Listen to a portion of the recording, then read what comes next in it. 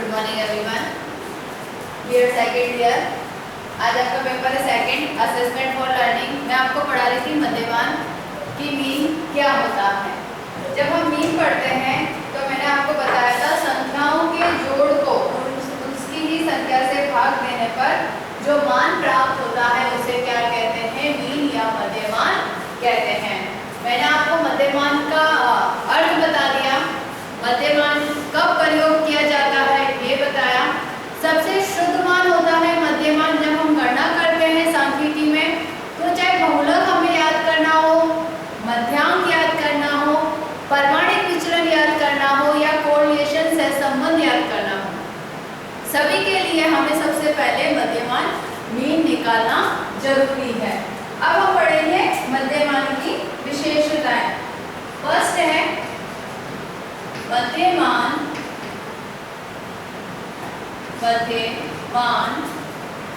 की स्थिति को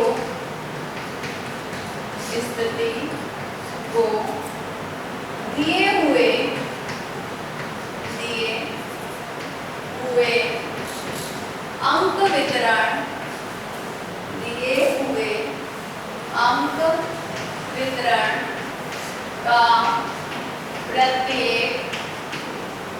अंक वितरण का प्रत्येक प्राप्तांक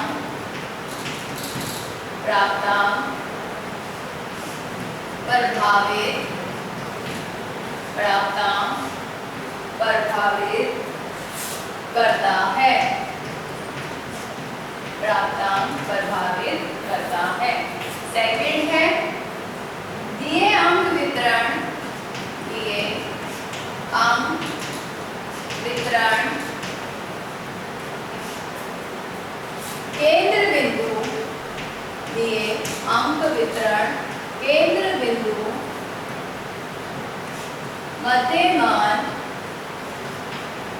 केंद्र बिंदु मध्यमान है। मतलब दिए अंक वितरण का जो केंद्र बिंदु होता है वो क्या होता है, मध्यमान होता है। थर्ड है अंक वितरण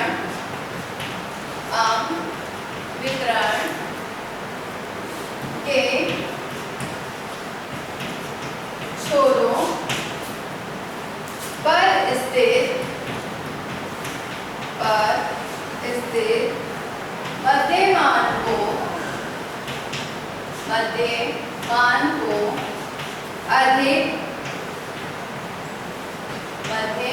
को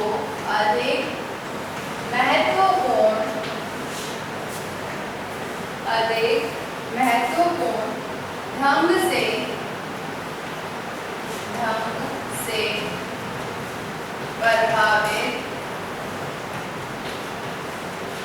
प्रभावित करते हैं। अंक वितरण के छोरों पर मतलब दोनों तरफ जो नंबर्स दे रखे होते हैं वो नंबर्स क्या करते हैं, स्थित मध्यमान को अधिक महत्वपूर्ण ढंग से प्रभावित करते हैं। फोर्थ पॉइंट है अंक वितरण के समय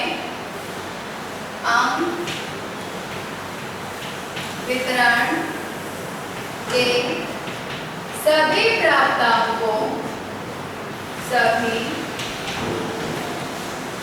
प्राप्तांकों में एक निश्चित राशि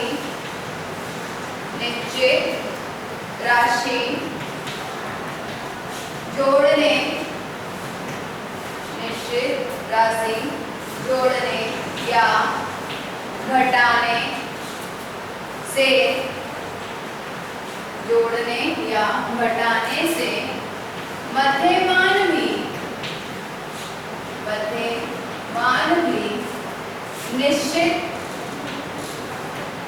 मध्यमान भी निश्चित राशि के बराबर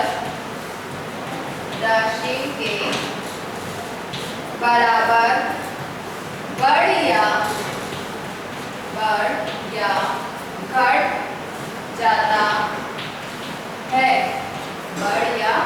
घट जाता है। मतलब अंक वितरण के सभी प्राप्तांकों में एक निश्चित राशि को जोड़ने या घटाने से क्या होता है, मध्यमान भी निश्चित राशि के बराबर बढ़ या घट जाता है। ज्यादा हो जाएगा या कम हो जाएगा, किसके अनुसार रहेगा? राशि के अनुसार, जो नंबर दे रखे हैं उसके अकॉर्डिंग। अंक वितरण के सभी प्राप्तांकों, अंक वितरण के सभी प्राप्तांकों में यदि एक निश्चित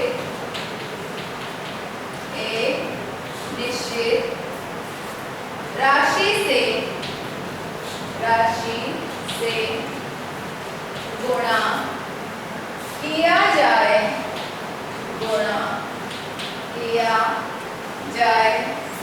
तो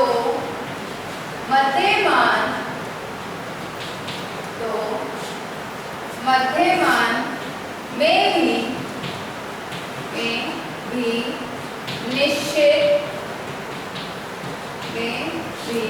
निश्चित राशि के गुणनफल, निश्चित राशि के गुणनफल के बराबर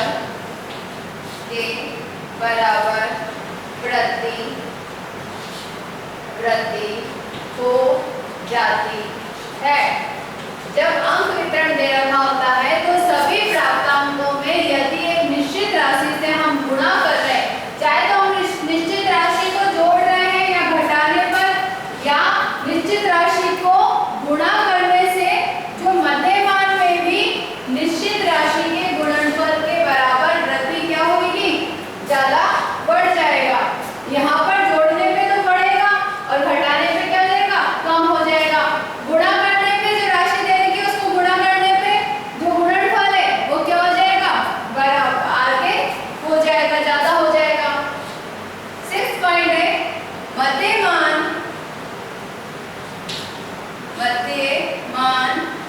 की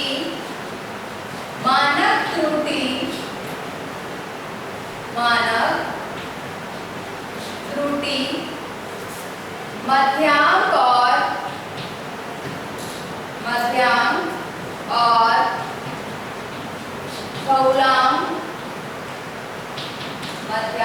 और बहुलांक की अपेक्षा कम होती है। मध्यमान की मानक जो त्रुटि है, गलती जो होती है वो क्या होती है? मध्यांक और बहुलांक की अपेक्षा कम होती है, क्योंकि पहले ही बताया गया है कि मध्यमान क्या होता है? सबसे शुद्ध मान होता है। इसलिए मध्यमान को क्या माना गया है? सबसे शुद्ध ज्ञात करने वाला मान माना गया है, और मध्यांक और बहुलांक को उससे कम आंका गया है। ये थी विशेषताएं। नेक्स्ट पॉइंट है आपके मध्यमान के लाभ। आपके थ्योरी आएगी तो आपको ये थ्योरी मध्यमान की पूरी याद होनी चाहिए। अगर मध्यमान निकालने को आता है तो आपको मध्यमान निकालना आना चाहिए। लाभ, मध्यमान के लाभ में सबसे पहले लिखेंगे फर्स्ट, मध्यमान की गणना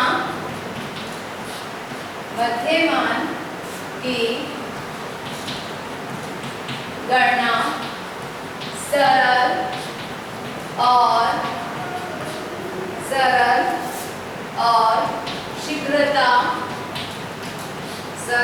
और शीघ्रता से की जाती है। सरल और शीघ्रता से की जाती है, क्योंकि इजी होता है मध्यमान निकालना तो सभी को आ जाता है। सेकंड, केंद्रीय प्रवृत्ति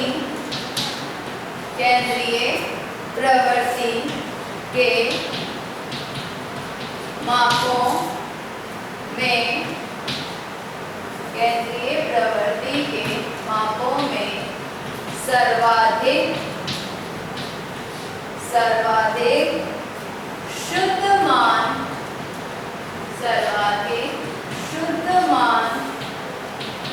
मध्यमान है। सर्वाधिक शुद्ध मान मध्यमान है। केंद्रीय प्रवृत्ति का माप जिसमें सबसे शुद्ध मान किसको माना है? मध्यमान को। थर्ड पॉइंट है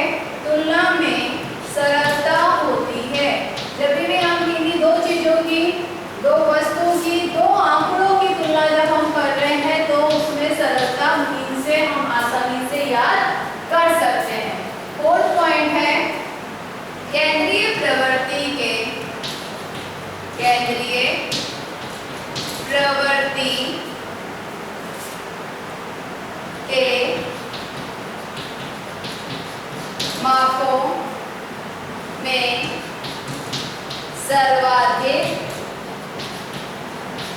सर्वाधिक विश्वसनीय माप है।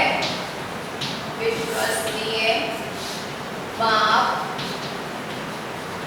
है। केंद्रीय प्रवृत्ति के मापों में सर्वाधिक विश्वसनीय माप है। फिफ्थ पॉइंट है दिए हुए अंक वितरण, दिए हुए अंक वितरण के अंकों का प्रतिनिधित्व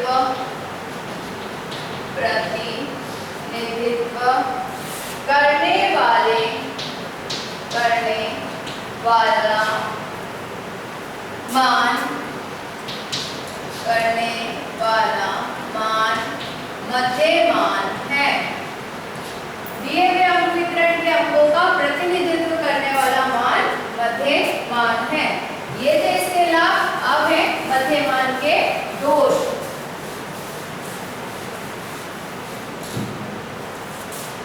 मध्यमान के दोष। सबसे पहला दोष है जब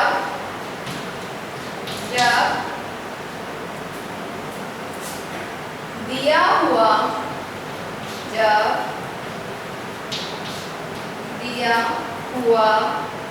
अंक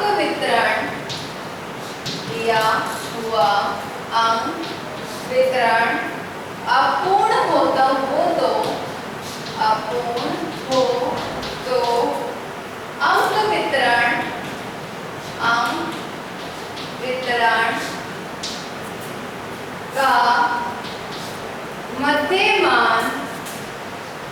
अंक वितरण का मध्यमान ज्ञात नहीं करना चाहिए।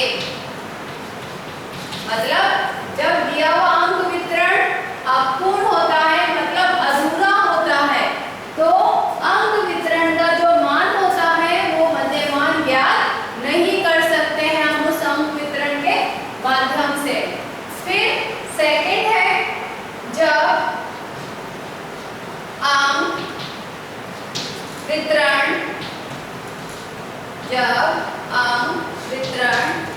विषम या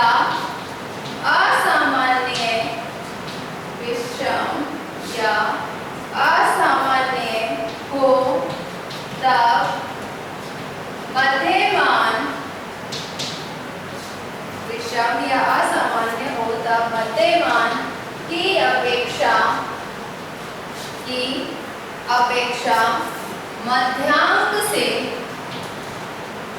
मध्यांक की गणना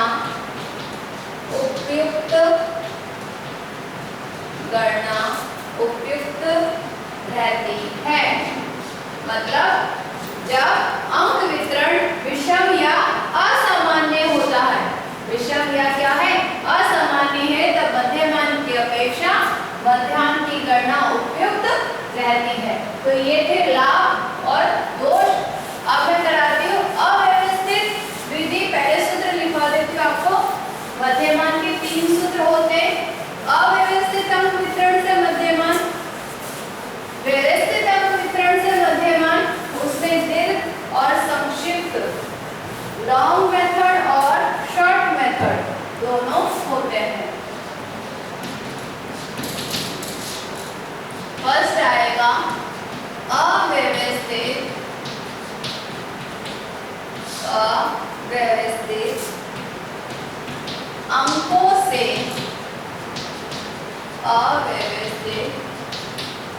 अंकों से मध्यमान की गणना का सूत्र। अव्यवस्थित अंकों से मध्यमान की गणना का सूत्र सिग्मा x अपॉन n। सबसे अव्यवस्थित अंकों से जब हम करते हैं तो क्या आएगा, sigma x upon n। Second है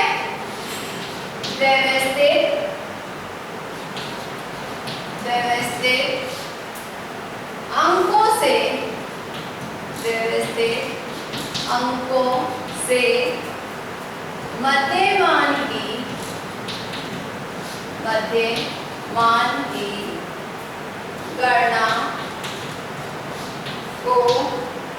गणना की दो विधि या सूत्र है, जैसे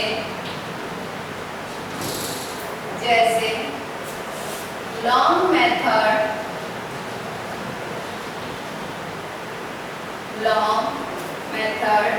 इसको हम कहेंगे दीर्घ विधि। लॉन्ग मेथड दीर्घ विधि, जिसका सूत्र है m इक्वल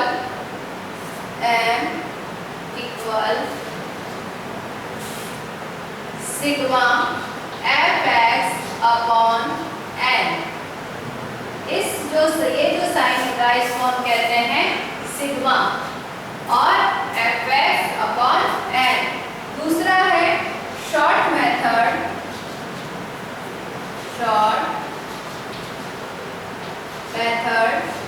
संक्षिप्त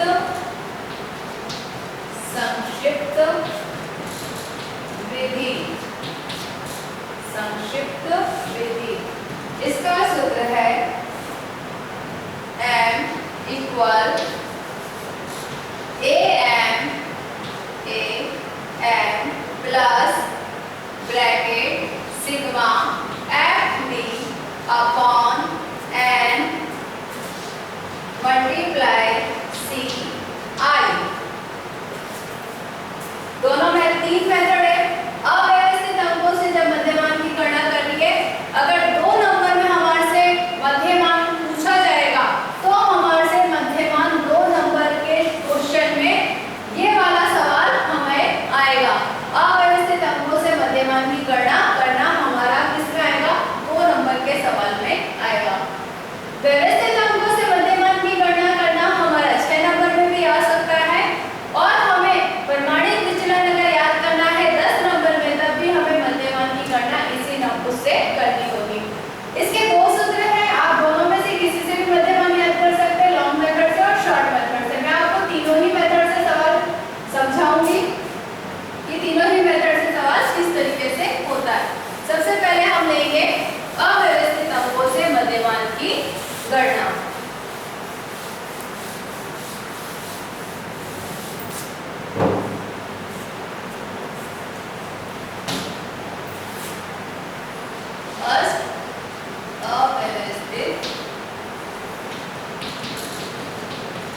अव्यवस्थित अंकों से मध्यमान की गणना। ठीक है, अब आपको कोई सवाल दे रखा होगा, जैसे आपको सवाल दे रखा है निम्न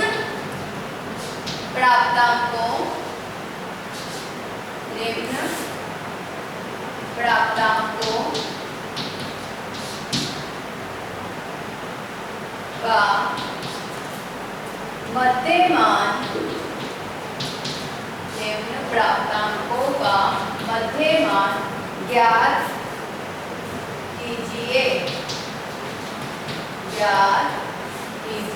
आपको ये सवाल दे रखा है। अब आपको नंबर दे रखे होंगे 15, 17, 19, 24, 23 और 16। ठीक है, अब हमें सिग्मा क्या आएगा हमारा, हम इन सबको क्या करेंगे? प्लस कर लेंगे। 15 plus 17 plus 19 plus 24 plus 23 plus 16।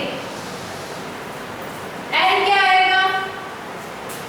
1 2 3 4 5 6। क्या है हमारे? 6। तो हमारा एंड क्या आ जाएगा? एंड बराबर 6। और अब क्या करेंगे हम? 15, 17, 19, 24, 23 और 16 को क्या कर देंगे? ऐड कर देंगे। जब ऐड करेंगे तो हमारा टोटल आएगा 114। कितना आएगा? 114 अपॉन 6।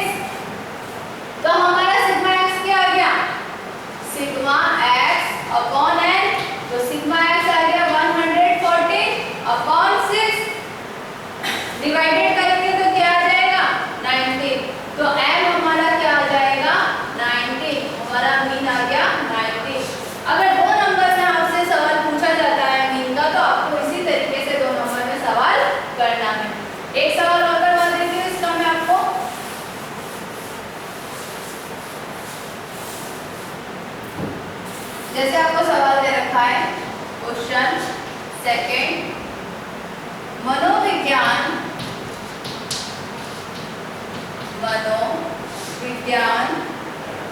के एक प्रयोग के पांच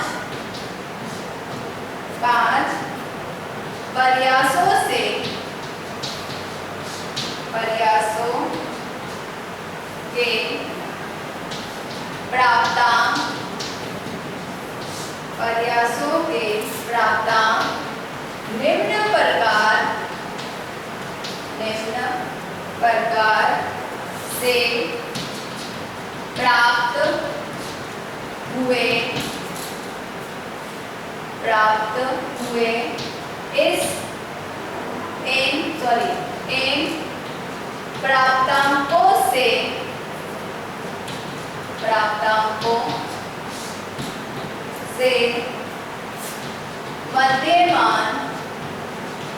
प्राप्तांकों से मध्यमान ज्ञात कीजिए। हमें क्या सवाल करेगा है कि मनोविज्ञान के एक प्रयोग के 5 प्रयासों के प्राप्तांक निम्न प्रकार से प्राप्त हुए हैं। इन प्राप्तांकों से हमें मध्यमान ज्ञात करना है। हमें नंबर दे रखे हैं 27.5,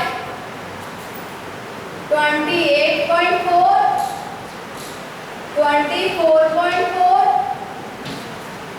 23.6 और 25.2। हमें ये नंबर दे रखे हैं। अब हमें क्या करना है, सिग्मा एक्स, जिसको हम क्या करेंगे, याद करेंगे। तो सिग्मा एक्स हमारा क्या आएगा, सबसे पहले हम क्या करेंगे 27.5 प्लस 28.4 प्लस 24.4 प्लस 23.6 प्लस 25.2। इन सबको हमें ऐड करना है। नंबर कितने दे रखे, 1 2 3 4 5। तो इक्वल क्या आ जाएगा 5 और n हमारा क्या आ जाएगा 5। n हमारा क्या आ गया 5। अब क्या करेंगे, इन सबको हम प्लस करेंगे। जब प्लस करेंगे तो हमारे पास में क्या नंबर आएगा, प्लस करने पे क्या आएगा 27 28। सबको हम जब प्लस करेंगे तो 129.1 अपॉन 5 कितने आएगा, ऐड करने पे 129.1 अपॉन 5। तो हमारा सिग्मा एक्स क्या आ गया 129.1 ये आ गया। अब हम क्या करेंगे, डिवाइड करेंगे, ऑब्वियस बात है। तो हमारा आयन क्या आ जाएगा, डिवाइड करने पे 25.82। तो जो हमें मध्यमान से मध्यमान याद करना था, वो हमारा मध्यमान क्या आएगा 25.82। तो ये था अव्यवस्थित से। अब मैं आपको कराती हूँ व्यवस्थित अंक से मध्यमान की गणना, कि व्यवस्थित अंक से हम मध्यमान की जब गणना करते हैं तो किस तरीके से करेंगे। व्यवस्थित में मैं आपको आज कराऊंगी दीर्घ विधि से।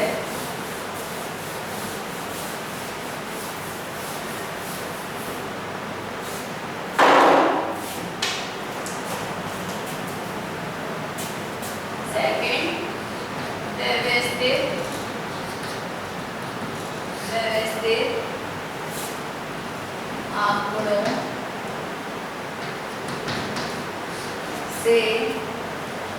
आंकड़ों से मध्यमान की गणना। ठीक है, जैसे पहला है दीर्घ विधि।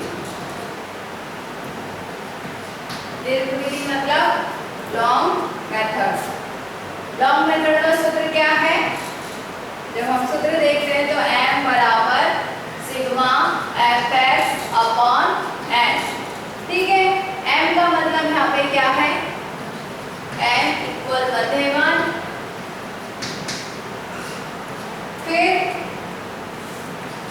सिग्मा, योग का सिग्मा, योग का सिग्मा। एफ आवर्तियां, एफ आवर्तियां। और एक्स मध्य बिंदु, एक्स मध्य बिंदु। और एफ एक्स आवर्तियों, एफ एक्स आवर्तियों और मध्य बिंदुओं का गुणा, एफ एक्स आवर्तियों और मध्य बिंदुओं का गुणा, एन आवर्तियों का योग, एन आवर्तियों का योग। ठीक है, पूरे मीनिंग बता दिए। एन का मतलब मध्यमान, सिग्मा का मतलब योग का सिग्मा, एफ आवर्तियां, एक्स मध्य बिंदु, एफ एक्स आवर्तियों और मध्य बिंदुओं का गुणा और एन आवर्तियों का योग। आपका सवाल है निम्नलिखित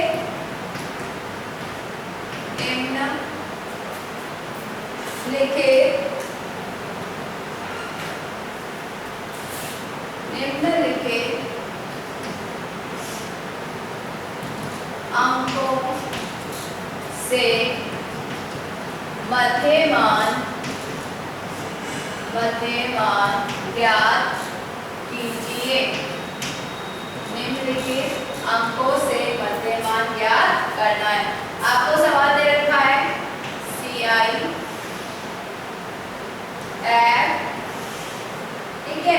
सवाल आपको सिर्फ इतना सा दे रखा होगा एग्जाम में, 40, 44, 35, 39, 30, 34, 25, 29, 20, 24, 15, 19, 10, 14, 5, 9, 0, 4।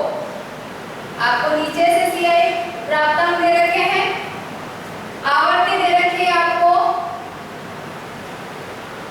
आवर्ती दे रखी है 1, 1, 2, 3, 4, 3, 2, 1, 1।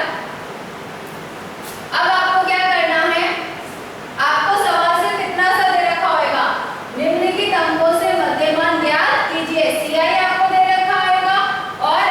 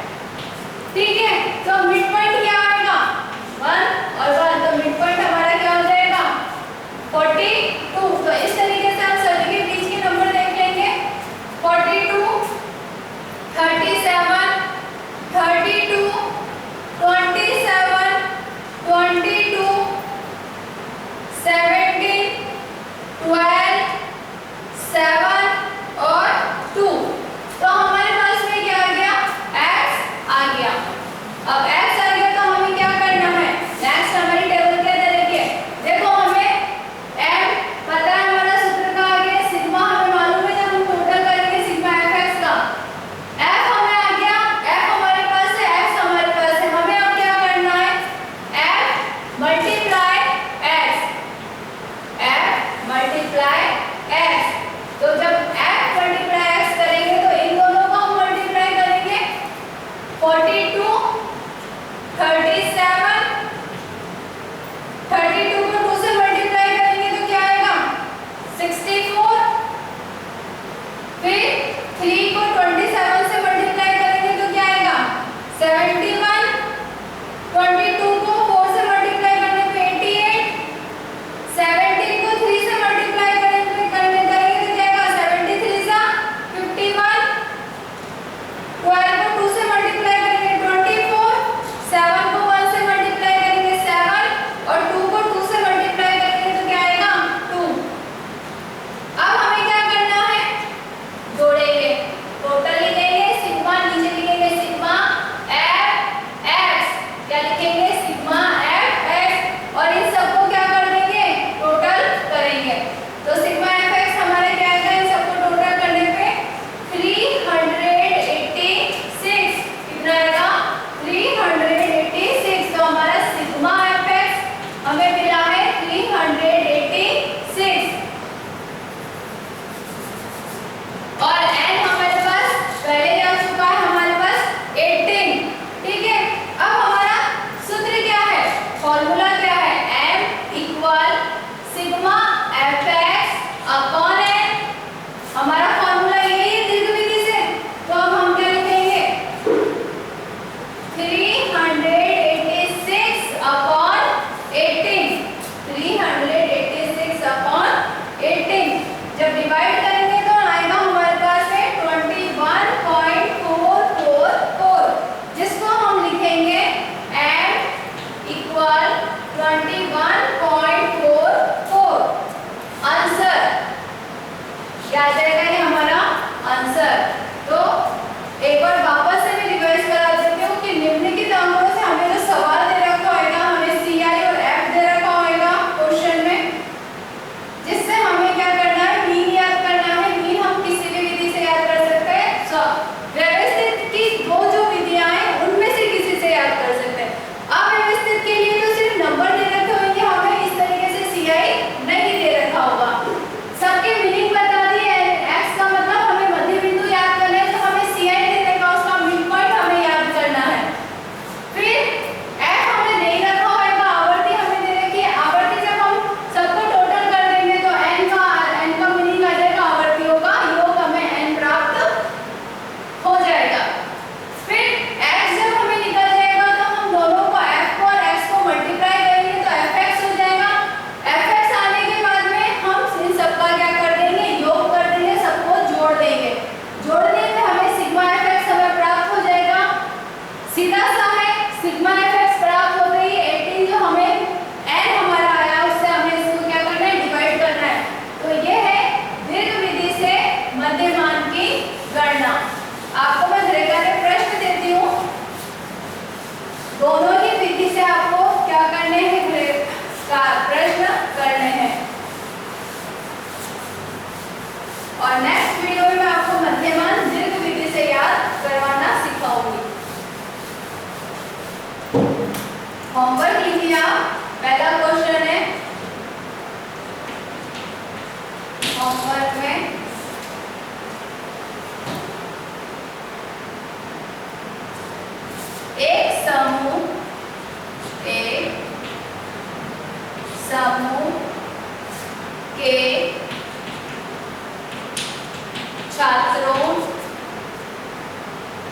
एक समूह के छात्रों के एक मनोवैज्ञानिक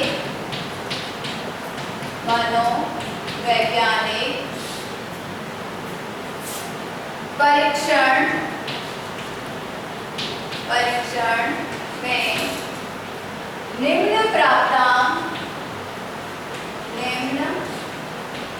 प्राप्तांक प्राप्त हुए, प्राप्त हुए। इन प्राप्तांकों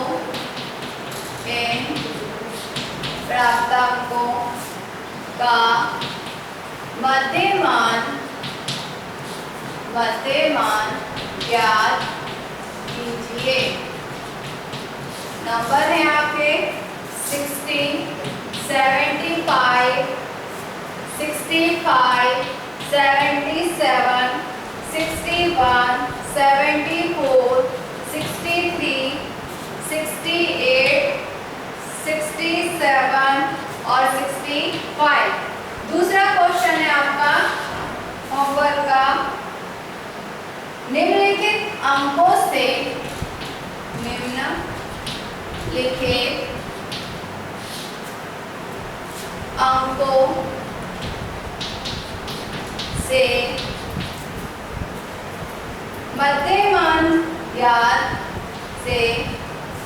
मध्यमान ज्ञात कीजिए। निम्नलिखित अंकों से मध्यमान ज्ञात कीजिए। CI दे रखा है आपको।